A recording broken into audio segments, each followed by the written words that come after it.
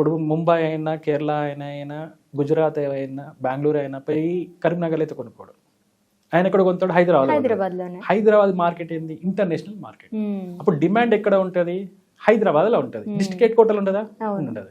So మనం పెట్టే investment, మనం కొట్లాడి తెచ్చుకున్న తెలంగాణలో ఇన్వెస్ట్మెంట్ మన రాజధానిలా, మన మెట్రోపాలిటన్ సిటీలా, రెరా అప్రూవ్డ్లా, హెచ్ఎండిఏ కింద, హైదరాబాద్ మెట్రో డెవలప్మెంట్ కింద లోను అన్నీ ఉన్నాయి.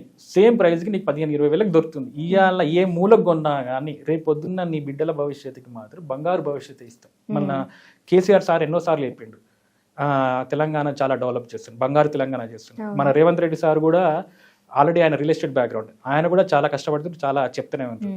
తెలంగాణకి ఎన్నో కంపెనీలు తెస్తున్నాం, మన తెలంగాణ బిడ్డలకే మనము ఉద్యోగాలు ఇద్దామని తీసుకొస్తున్నాం.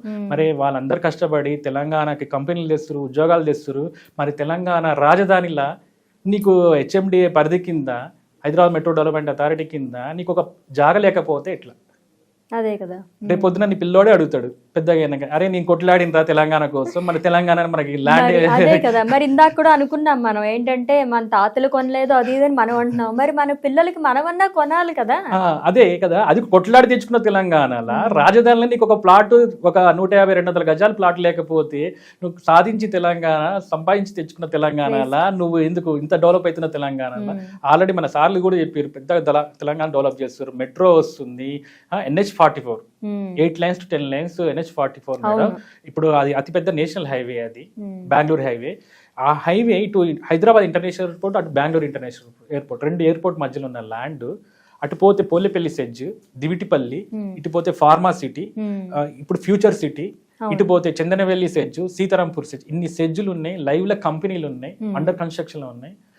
ఇప్పుడు మెట్రో ఎక్స్టెన్షన్ అవుతుంది, రీజనల్ రింగ్ రోడ్ వస్తుంది, ఇంత డెవలప్మెంట్ అవుతుంది, ఇన్ని కంపెనీలు వస్తున్నాయి. సో ఎక్కడ కంపెనీలు ఉంటాయో అక్కడ ఇన్వెస్ట్మెంట్ చేయాలి. అవును. ఎక్కడ రాజధానిలో ఇన్వెస్ట్ చేసే ప్రాఫిట్, రాజధానిలో వచ్చే ప్రాఫిట్, ఇన్కమ్, దానికి వచ్చే డిమాండ్ కంపేర్ చేసి డిస్ట్రిక్ట్ కన్నా దీంట్లో ఎక్కువ ఉంటుంది.